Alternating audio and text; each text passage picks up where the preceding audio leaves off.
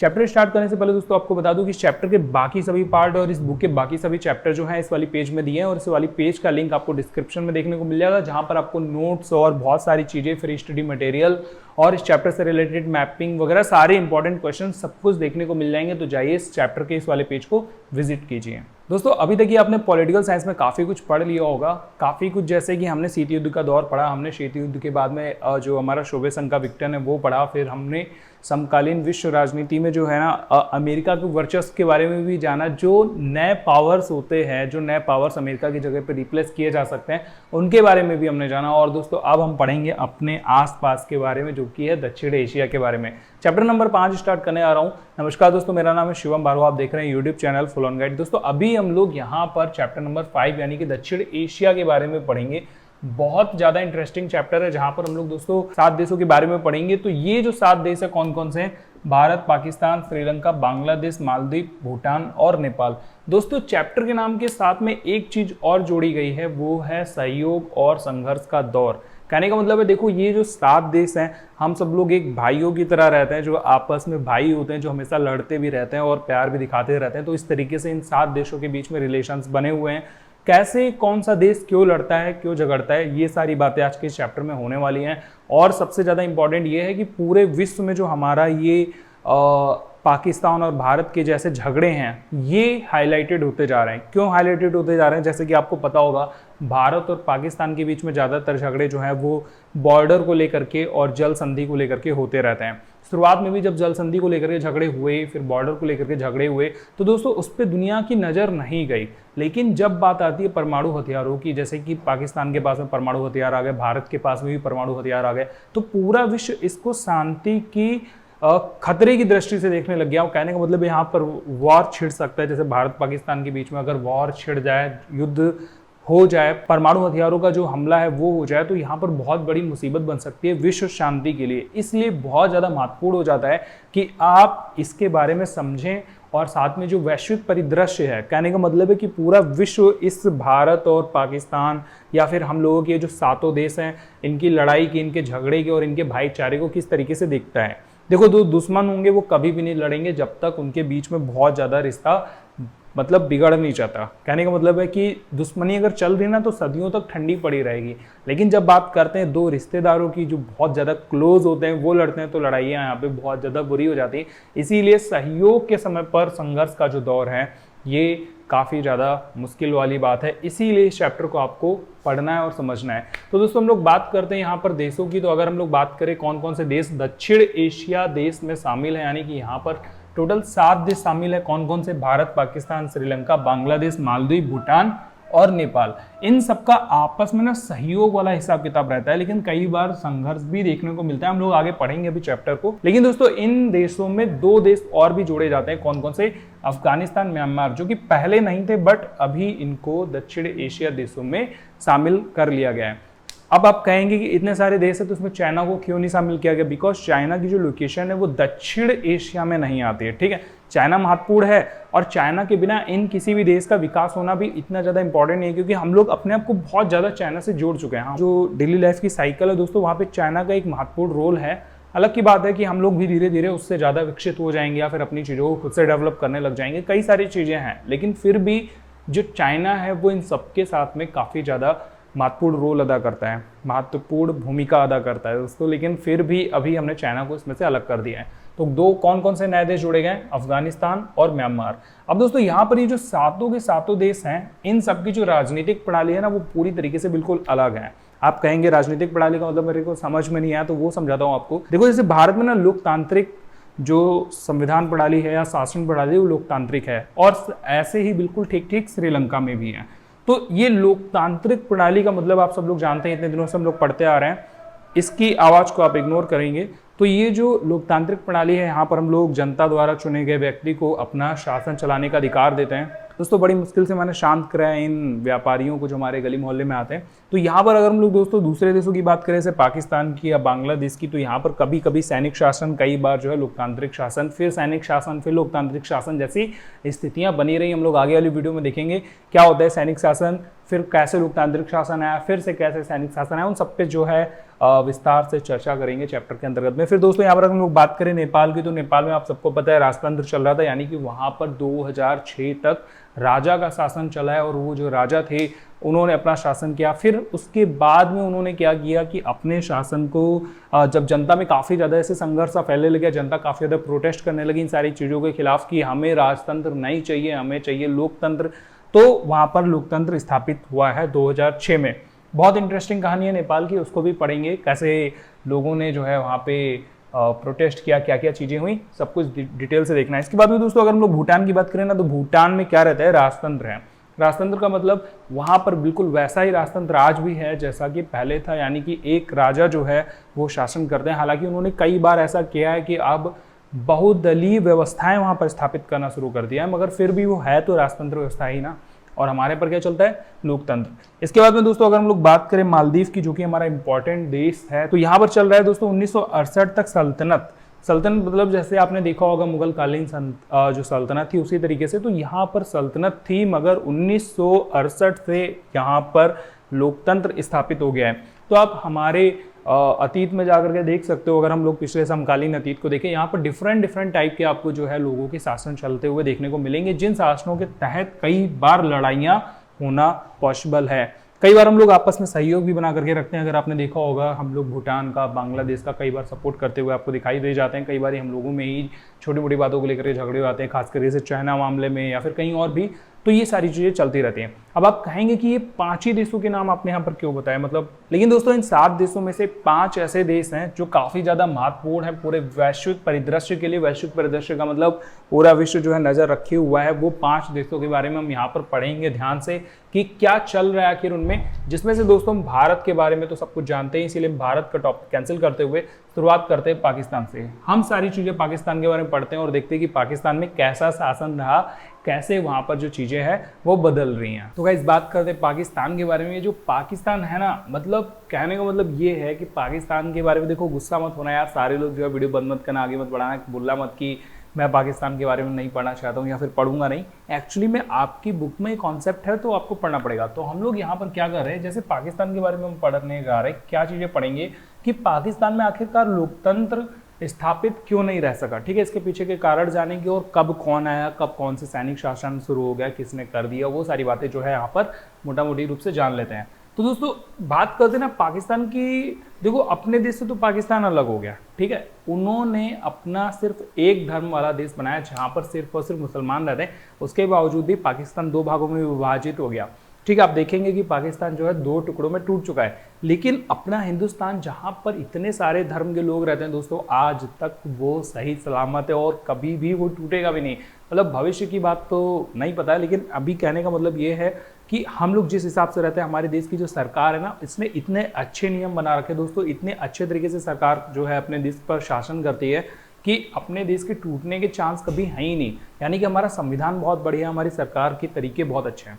मगर वही चीज़ पाकिस्तान के बारे में हम लोग समझते हैं। यहाँ पे पाकिस्तान में क्या रहा, सन 1956 की बात है। 1956 में यहाँ पर सबसे पहले संविधान लागू करने की कोशिश की गई, मतलब लागू नहीं कर दिया गया। तो हुआ क्या, यहाँ पर सबसे पहले यहाँ पर जो लोकतांत्रिक सरकार थी ना, उसको अयूब खान ने हथिया लिया। कब, सन 1960 में, और ये थे सैनिक शासन के लोग। फिर इसके बाद में दोस्तों यहाँ पर दूसरे नंबर पे क्या हुआ, इन्होंने कैसे जैसे तैसे करके 9 साल तक शासन चलाया। चूंकि सैनिक थे, मतलब ये सेना के कमांडर थे, तो इन्होंने अपने आप को 2 साल बाद में राष्ट्रपति घोषित कर दिया, ठीक है।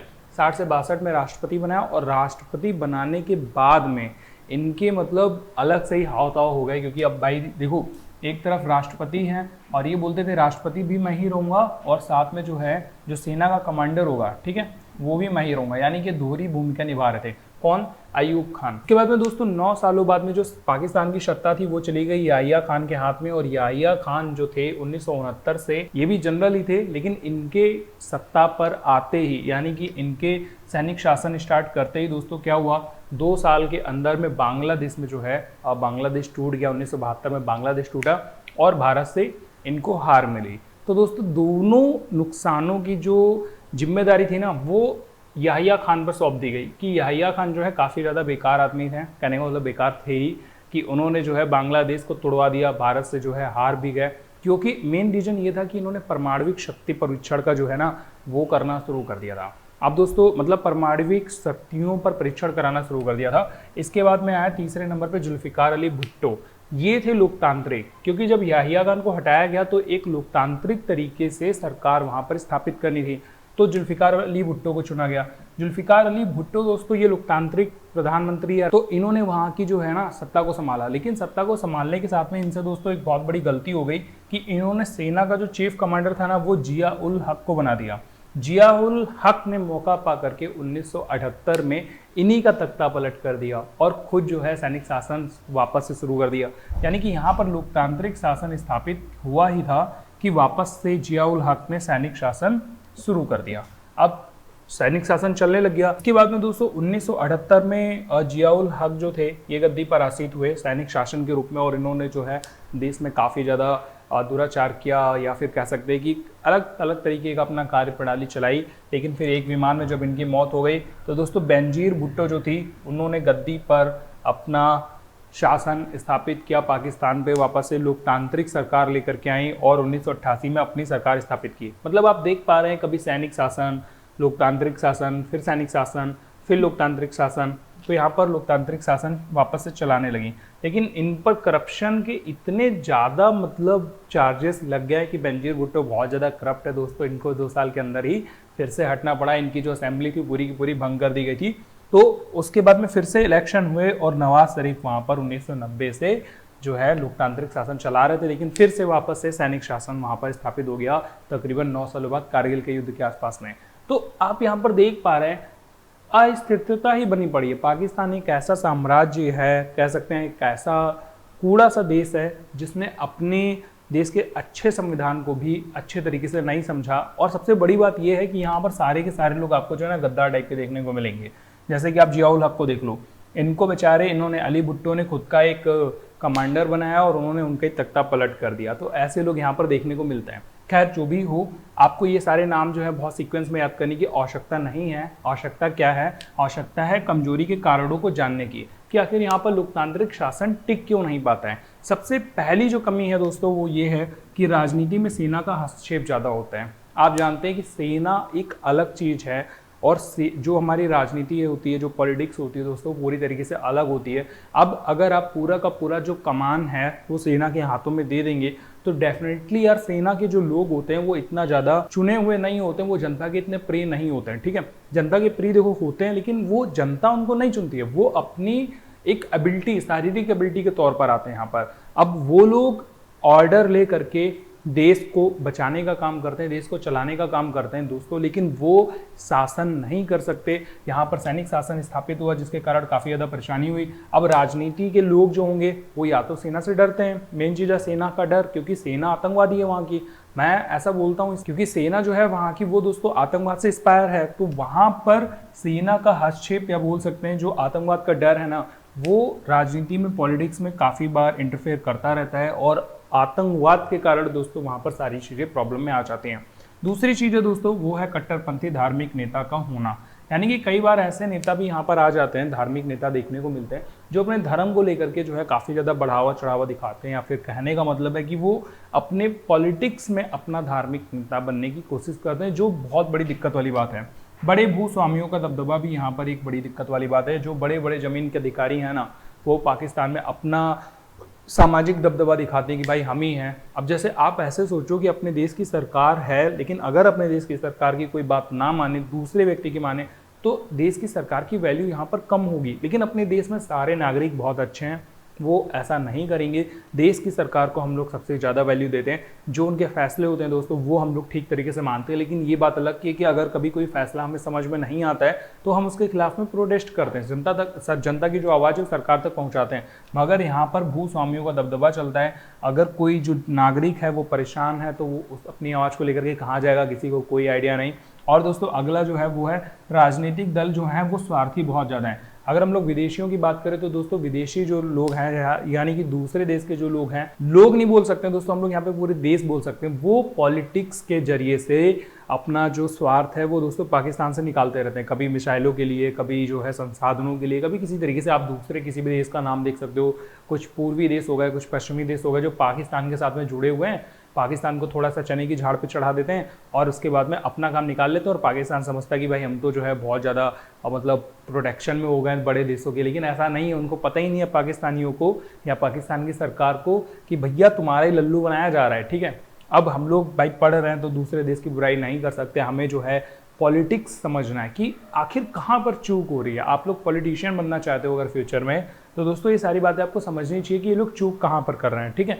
क्योंकि हम अपनी या तो खुद की एक एबिलिटी पैदा कर लें या दुश्मन की गलती से सीख लें। तो दुश्मन अगर कोई गलती कर रहा है तो उससे भी तो हमको सीख मिलेगी, तो हम लोग भी वो गलती नहीं करेंगे। तो इस हिसाब से हमको पॉलिटिक्स में काफ़ी ज़्यादा जो है अपनी नज़र चारों तरफ फैलानी होती है और हर एक छोटी छोटी बातों को पहचानना होता है कि कहाँ पर कौन सा पर्सन गलती कर रहा है जो हमें करने से बचना चाहिए। अगला दोस्तों जो पॉइंट है वो बहुत बड़ा है, वो ये है कि अंतर्राष्ट्रीय संगठन ना होना।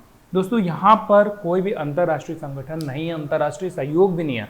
अंतर्राष्ट्रीय संगठन का मतलब होता है कि जनता जो है यहाँ की वो चाहती है कि हमारे यहाँ लोकतंत्र हो, लेकिन वहाँ पर कोई संगठन नहीं है। आप उदाहरण के लिए ऐसे समझ लो कि आप अपने क्लास के एक टीचर को बदलाना चाहते हो, मे बी जैसे वो बहुत ज़्यादा छुट्टी करते हैं, लेट आते हैं या फिर ढंग से पढ़ाते नहीं हैं, ज़्यादा मतलब पीटते रहते हैं, तो आप अपने टीचर को बदलाना चाहते हो, ठीक है। आप चाहते हो कि कोई दूसरा टीचर हो। अब यहाँ पर एक ऐसा पर्सन है जो प्रिंसिपल रूम में जाता है और बोलता है सर हमें टीचर बदलना है, आप जो हमारे ये टीचर हैं उनको बदल के दूसरे टीचर की व्यवस्था कर दीजिए। अब बताओ आप, क्या प्रिंसिपल सिर्फ एक बच्चे के कहने की बात पर टीचर को बदलने की कोशिश करेगा? बिल्कुल नहीं करेगा। वहाँ पर एक संगठन चाहिए दोस्तों, फिर किसी दूसरे बड़े व्यक्ति का सहयोग चाहिए। सहयोग यहाँ पर मॉनिटर हो सकते हैं दोस्तों, सीआर हो सकते हैं, बहुत सारे लोग हो सकते हैं आपके स्कूल में जो संगठन बनाए और बात करे कि नहीं हमको तो भैया लोकतांत्रिक सरकार ही चाहिए। जैसे कि आप देख सकते हैं अभी नेपाल का उदाहरण पढ़ेंगे, नेपाल में जनता पागल हुई थी, उन्होंने जो है संगठन बनाए, उन्होंने सहयोग लिया दूसरों का और साथ में जो है लोकतांत्रिक सरकार स्थापित करी। यहाँ पर ऐसा नहीं होता है। क्यों? क्योंकि यहाँ पर भैया डर है किनका? राजनीति में सेना का, और सेना किसके अंदर में चल रही हो तो सबको पता ही है। तो दोस्तों ये पाकिस्तान की सारी चीज़ें हैं। प्रश्न यहाँ से आता रहता है कि पाकिस्तान में लोकतंत्र क्यों नहीं स्थापित रह सकता, या पाकिस्तान में लोकतंत्र की अस्थिरता क्यों बनी हुई है, या फिर यहाँ पर दोस्तों बहुत सारे प्रश्न आ सकते हैं। तो आप इन प्रश्नों को इसी तरीके से कर लेंगे। आशा करता हूँ आपको ये सब कुछ समझ में आ गया होगा। अगर आप ये वीडियो अभी भी देख रहे हो, पाकिस्तान के पूरे कारणों को भी आपने समझ लिया, तो दोस्तों मेरे को कमेंट में FOG लिख करके बता देना कि आपने वीडियो पूरा देखा है। इसके आगे का टॉपिक जो है आपको आगे आने वाली वीडियो में मिलेगा और इन सभी चैप्टर्स के जो पार्ट्स हैं दोस्तों वो आपको डिस्क्रिप्शन में जो लिंक है वहाँ पर मिल जाएंगे, और साथ में दोस्तों नोट्स भी जो हैं इस चैप्टर के वो आपको डिस्क्रिप्शन में देखने को मिल जाएंगे। तो आप वहाँ जाकर के नोट्स भी ले सकते हैं, इंपॉर्टेंट क्वेश्चन आंसर, इंपॉर्टेंट सारी चीज़ें। और हम लोग इस चैप्टर पर लाइव वीडियो भी बनाएंगे जो कि आपकी सारी डिटेल जो है ना, मतलब आपके जितने भी डाउट्स हैं, जो आपको डिटेल चाहिए चैप्टर से रिलेटेड, कोई प्रश्न, कोई अपना आंसर, कुछ भी जो मतलब आपका सारी बातें हैं दोस्तों वो एक लाइव क्लास में भी करेंगे। तो लास्ट वाली वीडियो में मैं आपको बताऊंगा कि इस चैप्टर से रिलेटेड लाइव हम लोग कब करते रहेंगे, क्योंकि देखो जब ये लास्ट वाली वीडियो होगी दोस्तों तो उसमें काफ़ी कम लोग होंगे। उसके बाद में फिर एक और सेशन करेंगे, फिर एक और सेशन करेंगे, फिर एक और सेशन करेंगे। तो आशा करता हूँ आपको वीडियो तो पसंद आया होगा। अगर आप वीडियो पूरी देख चुके हैं तो दोस्तों मुझे FOG कमेंट करके बताना बिल्कुल भी ना भूलें। मैं आपसे मिलता हूँ अगली वीडियो में, तब तक के लिए गुड बाय, टेक केयर, अपना ख्याल रखो, हंसते रहो, देखते रहो फुल ऑन गाइड।